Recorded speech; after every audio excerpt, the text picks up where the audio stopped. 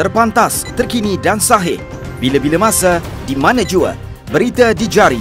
Subscribe YouTube Buletin TV3. Buletin 1.30 14 Januari bersama saya Siti Khadijah Jaafar. Tajuk utama tengah hari ini. Rakyat Malaysia yang layak boleh menuntut wang RM30 menerusi program e-Tunai Rakyat.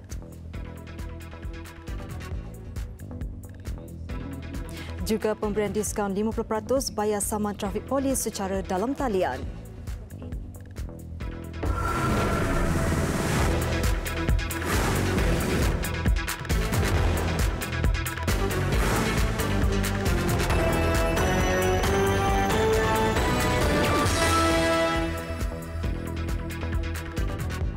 Assalamualaikum dan salam sejahtera. 15 juta rakyat Malaysia akan menerima manfaat menerusi program e-Tunai Rakyat yang melibatkan 450 juta ringgit peruntukan bermula jam 8 pagi esok. Menteri Kewangan Lim Guan Eng berkata pemohon yang layak bakal menerima RM30 melalui salah satu daripada 3 pengendali e-dompet terpilih iaitu Grab, Boost dan Touch & Go.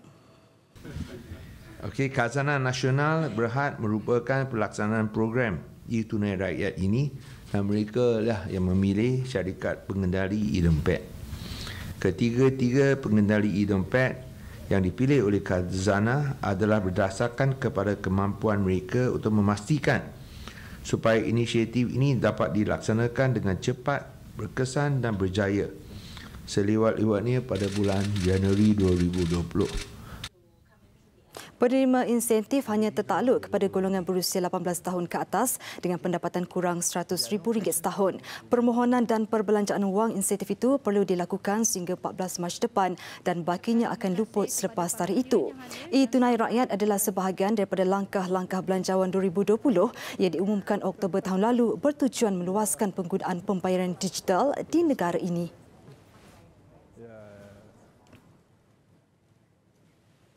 Buat julung kalinya, diskaun 50% diberi untuk pembayaran saman trafik Polis Diraja Malaysia PDRM secara dalam talian. Pengarah Jabatan Siasatan dan Penguatkuasaan Trafik Datuk Aziz Man Alias berkata diskaun itu akan bermula dari 18 Januari hingga 1 Februari depan sempena Tahun Baru Cina. Menurut Datuk Aziz Man, pembayaran saman secara dalam talian bertujuan mengelak orang ramai berbaris panjang untuk membayar saman di kaunter. Dan kita akan melancarkan seminggu bermula 18 hari bulan hingga 1 Februari op selamat pada tahun ini. Dan di sini kita akan buka seminggu online payment yang kita akan beri diskaun. Ini tak pernah kita buat. Pembayaran saman melalui e-payment, tetapi kali ini saya mencuba membuka memberi sedikit special diskaun lah 50%. Anda boleh bayar melalui MyEG and relax.com. Beliau berkata demikian pada sidang media khas sempena pencapaian 2019 dan perancangan 2020 PDRM di Bukit Aman semalam. Katanya orang ramai boleh membayar saman secara dalam talian melalui MyEG dan relax.com. Kedutaan Besar Malaysia di Manila telah memindahkan 19 pelajar Malaysia yang sedang menuntut di Adventist University of the Philippines AUP dari Batangas ke Manila susulan letusan gunung berapi Taal. Kementerian Luar dalam satu kenyataan memaklumkan kesemua pelajar berkenaan dipindahkan semalam ekoran keadaan yang semakin kritikal. Ia termasuk pengisytiharan cuti kecemasan yang telah diumumkan oleh Pejabat Presiden Filipina. Menurut kenyataan itu, rakyat Malaysia juga disarankan untuk menangguhkan perjalanan ke kawasan yang terjejas akibat bencana itu sekiranya tiada keperluan mendesak.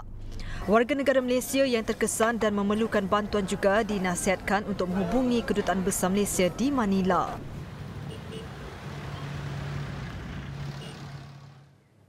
Dalam pada itu, syarikat penerbangan AirAsia dan Malaysia Airlines menyambung semula penerbangan antara Kuala Lumpur dan Manila hari ini. Ia selepas membatalkan kesemua penerbangan semalam berikutan letusan gunung berapi Taal di selatan Manila hingga menyebabkan lapangan terbang antarabangsa Ninoy Aquino ditutup. Malaysia Airlines dalam nasihat perjalanan yang disiarkan di laman webnya hari ini memaklumkan hanya penerbangan MH805 dari Manila ke Kuala Lumpur yang dijadualkan jam 6.05 pagi tadi dibatalkan. Bagaimanapun penerbangan lain dijangka tidak terjejas walaupun akan berlaku kelewatan atau perlu dijadual semula. Pencarian status penerbangan AirAsia pula mendapati jadual penerbangannya berjalan seperti biasa. 3 penerbangan dari Kuala Lumpur ke Manila hari ini mengikut jadual. 2 penerbangan dari Manila ke Kuala Lumpur juga mengikut jadual walaupun dijangka berlaku sedikit kelewatan. Seterusnya, seorang lelaki warga Emas maut manakala adiknya cedera selepas kereta dinaiki 2 beradik itu merempuh pembagi jalan di Seremban Negeri Sembilan. Nahas berlaku kira jam 6.20 pagi di kilometer 259.3 Lebuh Raya Plus arah utara berdekatan susul keluar Port Dickson. Menurut Komander Operasi Balai Bomba dan Penyelamat Seremban 2, Muhammad Syazwan Saidi, mangsa yang maut dikenal pasti sebagai Lok Kau, 74 tahun. Manakala adik lelakinya pemandu Toyota Vios, Low Yet Siong, 67 tahun, cedera di kepala, muka dan dada. Mereka dalam perjalanan dari Tampin ke Hospital Serdang, Selangor bagi membuat pemeriksaan rawatan kanser abangnya. Sebaik tiba di lokasi kejadian, pemandu dipercayai menyangka ia susur keluar ke Serdang sebelum menyedari ia susur keluar ke Port Dickson. Ketika cuba masuk kembali ke Lebuh Raya, kereta itu hilang kawalan sebelum melanggar pembagi jalan dan terbabas di tengah jalan. Akibat rempuhan, penumpang kereta tersepit di dalam kenderaan. Sepasukan 12 anggota bomba Seremban 2 mengambil masa 20 minit untuk mengeluarkan mangsa. Mangsa disahkan maut di tempat kejadian dan dibawa ke Jabatan Forensik Hospital Tuanku Jaafar Seremban, manakala pemandu turut dihantar ke hospital sama untuk menerima rawatan. Mi goreng yang tercemar dipercayai punca 120 pelajar di Sekolah Menengah Agama Keluang mengalami keracunan makanan dan dikejarkan ke hospital semalam. Menurut Pengarah Jabatan Kesihatan Johor, Dr. Aman Rabu, semua pelajar terbabit mengalami gejala sakit perut, cerit beret, loya, muntah, sakit kepala dan demam. Pelajar dirujuk ke Klinik Kesihatan Mengkibul dan Hospital Encik Besar Haji Kalsum, Keluang untuk pemeriksaan lanjut. Semua 120 pelajar dilaporkan stabil dan dirawat sebagai pesakit luar. Pihak Kesihatan Keluang telah melakukan pemeriksaan di sekolah termasuk tempat memasak kantin asrama. Susulan itu, arahan menutup sementara dapur asrama telah dibuat di bawah Akta Pencegahan dan Pengawalan Penyakit Berjangkit 1988. Semua 474 pelajar sekolah berkenaan diberikan cuti selama 3 hari sehingga Khamis ini. Jenazah Nur Dini Damia Muhammad Nur Ain selamat dikebumikan pada jam 10 pagi tadi di Tanah Perkuburan Islam Parit Haji Sirat Darat, Kampung Kayu Arah Pasong, Pontian, Johor. Murid tahun 1 itu meninggal dunia jam 10.40 malam tadi di unit rawat terapi ICU Hospital Sultanah Aminah. Nur Dini Damia mengalami kegagalan buah pinggang dan hati. Menurut bapanya Muhammad Nur Ain Dahalan, 38 tahun, anak keduanya itu dimasukkan ke ICU HSA pada Jumaat lalu. Sebelum itu, Nur Dini Damia mendapatkan rawatan di klinik akibat demam sebelum mendapatkan rawatan lanjut di sebuah hospital swasta. Semalam, Menteri Besar Johor Datuk Dr. Shahruddin Jamal memaklumkan ujian pengesahan yang dilakukan menunjukkan Nur Dini Damia negatif influenza. Sebelum ini tular di media sosial kanak-kanak terbabit kritikal akibat jangkitan penyakit berkenaan. Ketua Pesuruhjaya Suruhanjaya Pencegahan Rasuah Malaysia SPRM Latifah Koya dijangka hadir ke Bukit Aman Khamis ini untuk memberi keterangan. Ketua Penolong Pengarah Bahagian Pendakwaan dan Undang-Undang di 5 Jabatan Siasatan Jenayah Bukit Aman, Senior Assistant Commissioner Mio Farid Al-Atrash Wahid berkata, Latifah dipanggil memberi keterangan berhubung rakaman audio yang didedahkan SPRM baru-baru ini. Jelasnya, selain Latifah, nama lain yang berkaitan juga akan dipanggil bagi membantu siasatan kes berkenaan.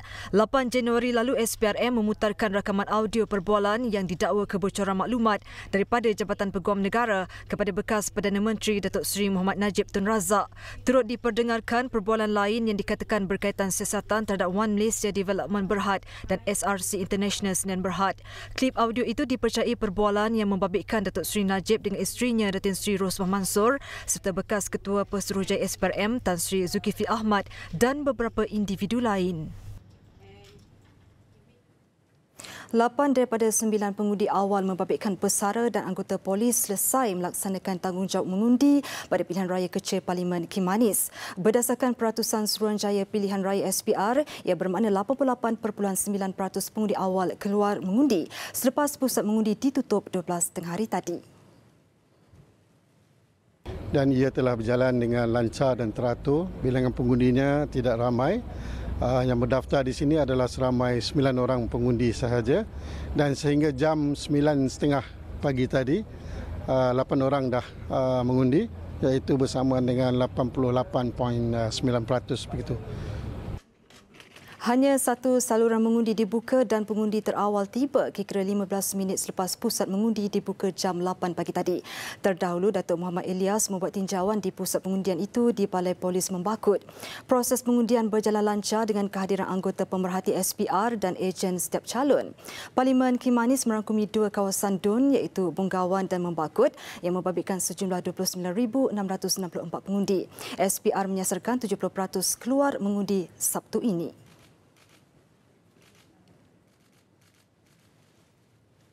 Sementara itu, SPR akan memperkenalkan penggunaan kamera video di semua saluran mengundi pada hari mengundi Sabtu ini. Pengerusinya, Datuk Azhar Azizan Harun berkata, ia bertujuan merakam keadaan dalam saluran dan memudahkan SPR menyimak semula proses pengundian mengikut prosedur ditetapkan. Ujarnya rakaman video itu sebagai usaha penambahbaikan untuk pilihan raya yang cekap dan telus. Peralatan kamera berkenaan dipasang di semua 68 saluran dan akan dikendalikan oleh pegawai SPR. Rakaman juga akan digunakan sebagai pemantauan kualiti dan rujukan untuk tujuan latihan dan penambahbaikan proses pilihan raya akan datang. SPR yakin ia tidak akan sama sekali menjejaskan kerahsiaan pengundian. Ini kerana kamera dipasang jauh dari peta undi dan kehadiran ejen calon di tempat mengundi adalah dikekalkan.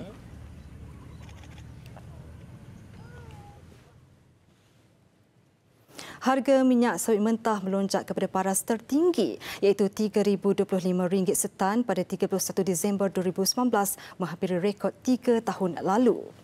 Menurut Lembaga Minyak Sawit Malaysia MPOB, sebelum ini paras tertinggi harga MSM yang direkodkan adalah RM3,060 setan pada 22 Februari 2017. Harga paling rendah direkod tahun lalu RM1,834 setan.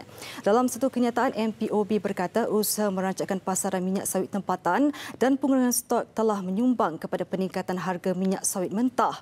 Ia berikutan hasil usaha kerajaan mengatur pelbagai strategi pengukuhan harga minyak sawit bagi mengurangkan beban kewangan lebih 500,000 pekebun kecil dalam negara. Ekspor produk minyak sawit menokok 12% kepada 27.86 juta tan tahun lalu. Manakala jumlah ekspor minyak sawit Malaysia kepada pasaran dunia juga meningkat 12% kepada 18.4 juta tan.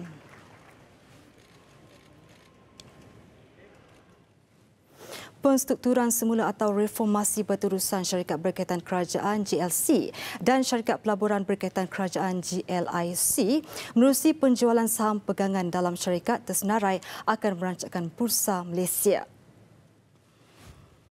If these companies continue with their efforts to restructure or maybe in the form of increasing the operational efficiency, or through divestment of non-core or non-profitable investments, I think that will go a long way in unlocking shareholders' value and also do wonder to share prices. Terdahulu, Wan ETF Buy Kenanga disenaraikan di pasaran utama bursa. Beliau juga menjagakan Bursa Malaysia akan disokong pemulihan keuntungan sektor korporat selepas pertumbuhan mendata selama 7 tahun dan prospek pertumbuhan ekonomi yang stabil tahun ini.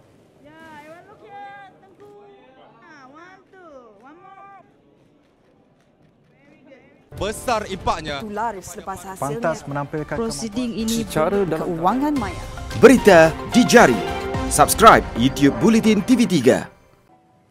Luar negara. Satu virus baru dikenal pasti kumpulan virus sama yang mencetuskan sindrom pernafasan akut teruk SARS dikesan tersebar di luar sempadan China buat kali pertama dengan satu kes muncul di Thailand.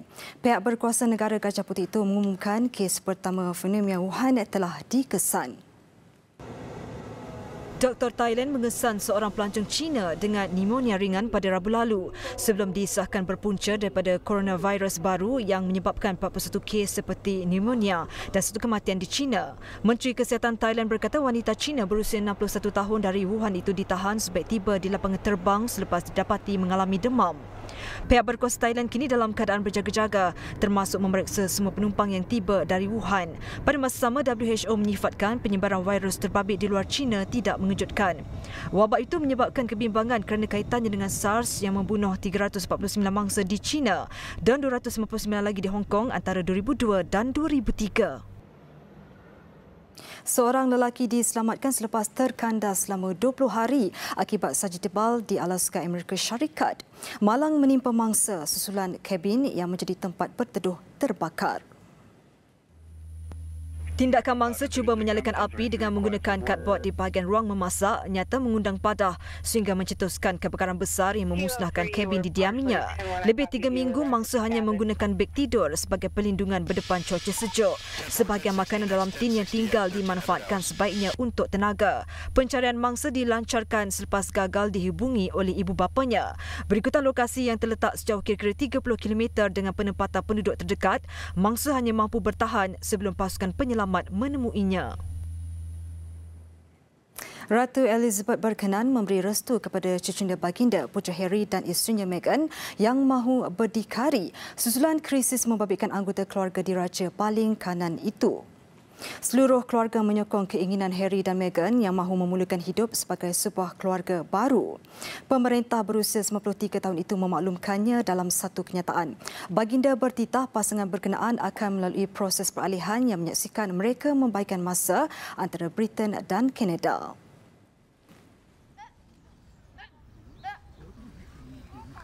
Besar impaknya. Tular selepas hasilnya. Pantas menampilkan prosiding ini secara dalam keuangan maya.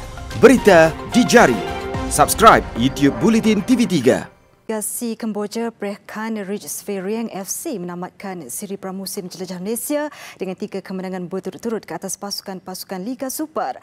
Bermula dengan keputusan cemerlang mendudukkan Selangor 4-0 diikuti dengan kebangkitan dengan menewaskan Felda United 2-1. Dan semalam satu lagi aksi bertenaga berjaya dipamerkan Sverieng apabila berjaya mengatasi Terengganu FC menerusi keputusan 4-3.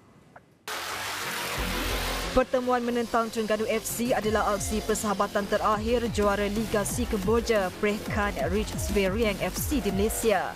Berbeza dengan TFC yang baru memulakan siri jelajah di Lembah Kelang menerusi 3 perlawanan yang telah diatur. Dan TFC bermula baik memecah kebuntuan di awal permainan hasil sentuhan di Sarvindran. Kedudukan TFC semakin kukuh selepas itu apabila Dominic berjaya menggandakan jaringan.